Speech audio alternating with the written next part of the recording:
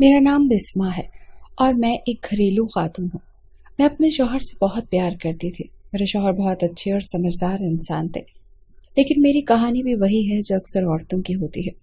شادی کے بعد 3 بچوں کے ساتھ گھر کی ذمہ داری اور شوہر کی کم تنخواہ پر گزارا کرنا میرے لیے بہت مشکل تھا، خاص کر جب گھر میں مدد کے لیے کوئی اور نہیں تھا۔ اس طرح کی صورتحال کا سامنا کئی اور عورتیں کرتی ہیں، لیکن جو میرے ساتھ ہوا اس سے میری پوری زندگی بدل کر رکھ دی۔ یہ ان دنوں کی بات ہے جب ہماری شادی کو 5 سال ہو چکے تھے۔ خدا نے مجھے 3 بیٹے دیے تھے جن کے درمیان صرف 1.5 سال کا ہی فرق تھا۔ میں انہیں ٹھیک سے سنبھال بھی نہیں پاتی تھی۔ میرے شوہر دانیال کا چھوٹا سا گھر تھا، کم تنخواہ اور کوئی نوکر چاکر نہیں۔ ایسے میں چھوٹے بچوں کے ساتھ مجھے گھر کا سارا کام خود ہی کرنا پڑتا تھا۔ میرا شوہر اپنے والدین کا اکلوتا بچہ تھا۔ ان کے والد کا انتقال ہماری شادی سے کچھ سال پہلے ہو گیا تھا اور میری ساس میری شادی کے 1 سال بعد ہی چل بسی۔ اب ہم دونوں اکیلے ہی اس گھر میں رہ گئے تھے۔ شوہر کے کام پر جانے کے بعد میں پورے دن اکیلے بچوں کو سنبھالتی اور گھر کے کام بھی کرتی تھی۔ چھوٹے بچوں کی دیکھ بھال اور گھر کے کام ایک اکیلی عورت کے لیے بہت زیادہ مشکل ہو جاتے ہیں۔ میرے شوہر صبح ناشتہ بنانے میں میری مدد کر دیتے تھے، لیکن ان کے دفتر جانے کے بعد میرا پورا دن کچن میں ہی چکر لگاتے ہوئے گزرتا تھا۔ دن بہت مشکل سے کٹ رہے تھے۔ گھر پر میرے علاوہ اور کوئی بھی نہیں ہوتا تھا جس سے میں بات کر سکوں یا جسے میں اپنا دکھ سنا سکوں۔ رات کو جب شوہر دفتر سے گھر آتے تو بچوں کے ساتھ کھیلنے میں لگ جاتے تھے۔ رات کا کھانا کھاتے ہی ہم دونوں اپنی ذمہ داریوں سے اتنے تھک جاتے تھے کہ لیٹتے ہی ہمیں نیند آ جاتی تھی۔ ایک دن شوہر ایک بڑی عمر کے آدمی کو اپنے ساتھ گھر لے آئے اور مجھ سے کہنے لگے، یہ لو بیوی صاحبہ، ہمارا مسئلہ حل ہو گیا۔ آج سے انکل تمہارے ساتھ کام کریں گے اور بچوں کو بھی سنبھالیں گے۔ جو بھی کام کہو گی یہ منع نہیں کریں گے، بس رات کو 8 بجے واپس جانا ہوگا۔ یہ سن کر میں تھوڑی حیران ضرور ہوئی تھی، مگر میں نے شوہر سے اس بارے میں کچھ نہیں کہا۔ شوہر نے مجھے بتایا کہ بزرگ ان کے دفتر کے باس کے گھر کے نوکر ہیں۔ ان کے باس کچھ مہینے کے لیے لندن جا رہے ہیں اور یہاں ان کا کوئی رشتہ دار نہیں تھا۔ شوہر کے باس کو اس بزرگ پر ترس آ گیا، اسی لیے باس نے میرے شوہر سے کہا کہ وہ انہیں اپنے ساتھ لے آئے تاکہ وہ ہماری مدد کر سکے۔ وہ بزرگ ادھیڑ عمر کے تھے، چہرے پر جھریاں اور سفید بال تھے۔ ان کا چہرہ سادگی سے بھرا ہوا تھا اور وہ سفید داڑھی اور سادہ کپڑے پہنے ہوئے تھے۔ انہیں دیکھ کر میں نے سوچا کہ اگر کوئی عورت ہوتی تو مجھے تھوڑا سکون ملتا، لیکن یہ بزرگ آدمی بھلا میری کیا مدد کر سکتے ہیں؟ لیکن شوہر کے باس کا حکم تھا تو ہم منع نہیں کر سکتے تھے۔ وہ صبح 9 بجے سے ہی ہمارے گھر پر آ جاتے اور رات کے 8 بجے واپس چلے جاتے۔ ان کے آنے سے مجھے اتنی مدد ضرور مل گئی تھی کہ میرے بچے ان سے بہل جاتے تھے اور وہ گھر کے چھوٹے موٹے کام کر دیتے تھے۔ جب میں کچن میں کام کرتی تھی تو وہ میرے پیچھے پیچھے کچن میں آ جاتے اور کہتے، مجھے چائے بنانی آتی ہے اور سبزی بھی میں اچھی کاٹ لیتا ہوں، اگر کوئی کام ہو تو مجھ سے کہہ سکتی ہو۔ وہ پرانے کپڑے پہنے ہوئے، کاندھے پر رومال لٹکائے ہوئے کچن میں گرمی میں پسینہ پوچھتے رہتے تھے۔ وہ ہمیشہ مجھ سے کام پوچھتے رہتے تھے، لیکن میں ان سے کوئی کام نہیں کروا پاتی تھی کیونکہ وہ بہت بوڑھے تھے۔ وہ میرے والد کی عمر کے تھے اور مجھے ان سے کام بتانے میں شرم آتی تھی۔ میں ان سے کہتی، انکل آپ رہنے دیں، ہم کون سے اتنے امیر ہیں کہ آپ ہمارا حکم مانیں گے، اور آپ ہمارے یہاں نوکر نہیں ہیں، بس آپ میرے بچوں کو سنبھال لیا کریں اور بازار سے سامان لا دیا کریں۔ ان کے آ جانے سے مجھے بہت سہولت ہو گئی تھی۔ میں بازار کی کئی چیزیں ان سے منگوا لیتی تھی۔ بس رات کے 8 بجتے ہی وہ اپنے گھر جانے کے لیے تیار ہو جاتے۔ پھر وہ مجھ سے اجازت مانگتے اور کہتے، میں جاؤں؟ جب میں کہتی جائیے تو وہ مجھ سے کہتے، 50 دے دو۔ میرے پاس فوری طور پر پیسے ہوتے تھے اور میں انہیں روز 50 روپے دے دیتی تھی۔ ایک بار میں نے انہیں 100 روپے کا نوٹ دیا اور کہا رکھ لیجئے، لیکن انہوں نے وہ پیسے مجھے واپس کر دیے اور کہا، بیٹا صرف 50 ہی لوں گا۔ میں نے انہیں زیادہ دینے کی کوشش کی لیکن انہوں نے منع کر دیا۔ یہ بات مجھے کچھ عجیب سی لگی۔ 1 مہینے کے بعد میں ان سے بے تکلف ہو گئی تھی۔ اب میں کچن میں کام کر رہی ہوتی تو وہ برتن دھونے لگ جاتے اور سبزی کاٹ کر دے دیتے۔ اب مجھے ان کے ساتھ کام کرنے میں جھجک نہیں ہوتی تھی۔ وہ مجھ سے بچوں کے بارے میں باتیں کرتے رہتے تھے اور کبھی کبھی سبزی کاٹتے ہوئے کھانا بنانے کی ترکیب پوچھتے تھے۔ اب مجھے ان سے بات کرتے ہوئے ہچکچاہٹ محسوس نہیں ہوتی تھی۔ دھوپ میں جب بچے سو جاتے تو میں کچن میں کام کرنے آ جاتی اور انکل میرے ساتھ کچن میں آ جاتے۔ ایک بار میں نے ان سے ان کے گھر والوں کے بارے میں پوچھا تو ان کے چہرے کی مسکراہٹ غائب ہو گئی اور چہرے کا رنگ اڑ گیا۔ اس کے بعد انہوں نے مجھ سے نظریں چرا لی اور خاموشی سے کچن سے باہر چلے گئے۔ مجھے پہلی بار ان سے ڈر محسوس ہوا۔ میں نے سوچا کہ مجھے ان سے یہ سوال نہیں پوچھنا چاہیے تھا۔ اگلے دن جب وہ گھر آئے تو ان کا برتاؤ پہلے جیسا ہی تھا۔ پھر باتیں کرتے کرتے انہوں نے اپنے مالک کے بارے میں کچھ کہا۔ اور ان کے بچوں کا ذکر کیا۔ کہنے لگے میرے مالک بہت اچھے ہیں اور میرا بہت خیال رکھتے ہیں۔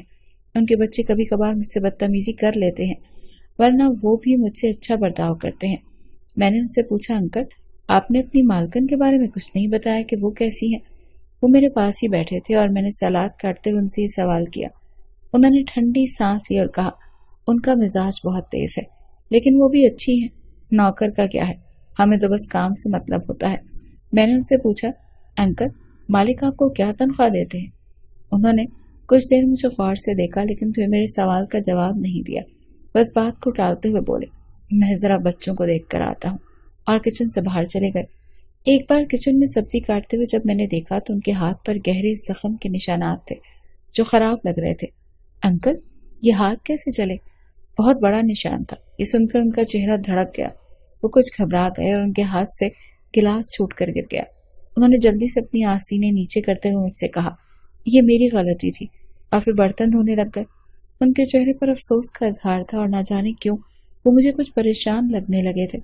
جیسے ہی 8 بجے انہیں اپنے گھر جانے کی ہوتی تھی، شوہر نے کئی بار انہیں کہا کہ ہمارے گھر میں مہمانوں کے لیے ایک کمرہ خالی ہے، آپ وہاں آرام کر سکتے ہیں یا کچھ دیر اور رک سکتے ہیں، لیکن وہ ہمیشہ جلدی جانے کی کوشش کرتے جیسے کوئی ان کا انتظار کر رہا ہو۔ ایک بار باتوں باتوں میں انہوں نے اپنی بیوی کے بارے میں مجھے بتایا۔ کہنے لگی وہ میرا بہت خیال رکھتی ہے، بہت اچھی عورت ہے، جیسے تم اپنے شوہر کا خیال رکھتی ہو، خدا تم دونوں کی جوڑی سلامت رکھے۔ میں نے ان سے کہا آپ اپنی بیوی سے بہت محبت کرتے ہیں، اس وجہ سے 8 بجتے ہی آپ ان کو جانے کی جلدی ہوتی ہے، وہ آپ کا انتظار کر رہی ہوتی ہیں۔ میرے کہنے پر ان کے چہرے پر افسردگی چھا گئی اور وہ گہرے خیال میں ڈوب گئے۔ کہنے لگے ٹھیک کہتی ہو، وہ میرا انتظار کرتی ہے، اگر میں ذرا بھی لیٹ ہو جاؤں تو وہ دروازے پر کھڑی ہو کر میری راہ دیکھنے لگتی ہے۔ وہ میرے لیے بہت پریشان ہو جاتی ہے۔ جب گھر پہنچتا ہوں تو میں اس کے پاس بیٹھتا ہوں اور تب میرے پوتا پوتی آ کر میرے گلے لگ جاتے ہیں، میرے ہاتھ چومتے ہیں، دادا دادا کہہ کر گود میں بیٹھنے لگتے ہیں۔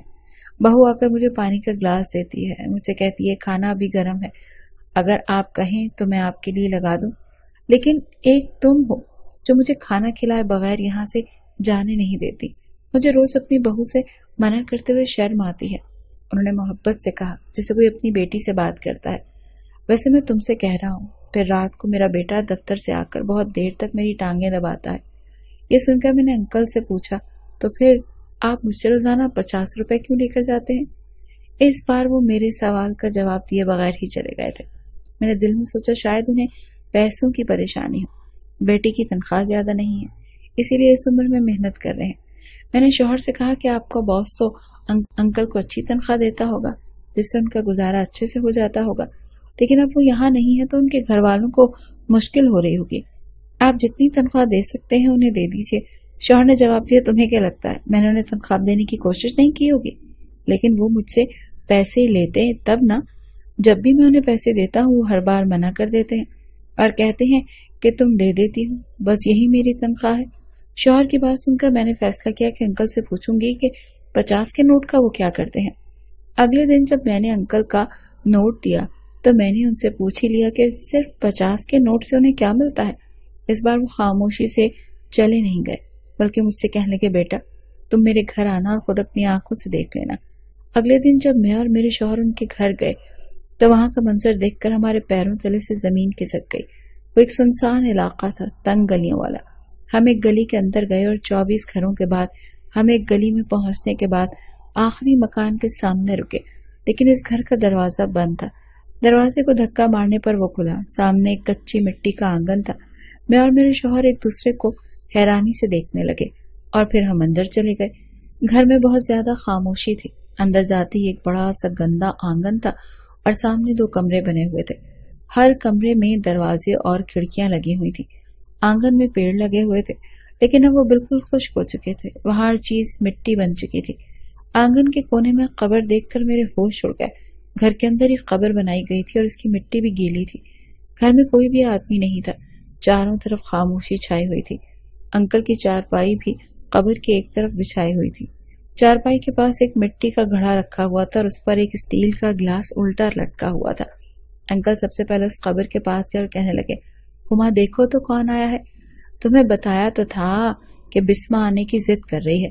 وہ بہانے بہانے سے تمہارے بارے میں پوچھتی رہتی ہے، اسی لیے اس بار میں اسے ساتھ لے کر آ گیا ہوں۔ یہ سب دیکھ کر میرے تو پیر جم گئے۔ میرے شوہر کی حالت مجھ سے کچھ الگ نہیں تھی۔ انکل نے اپنی جیب سے اگربتی نکالی اور ماچس جلا کر اس کی قبر پر رکھ دی، پھر مڑ کر ہمیں دیکھنے لگے اور کہنے لگے، تم دونوں یہاں کیوں رک گئے؟ اندر آؤ نا۔ تم مجھ سے پوچھتی ہو نا کہ میں 50 روپے کیوں لیتا ہوں؟ ہما کو نا اگربتی کی خوشبو بہت پسند تھی، اسی لیے میں روز اس کے لیے اگربتی لاتا ہوں اور یہ اسے خوش کر دیتی ہے۔ چلو میں تمہیں اس سے ملواتا ہوں۔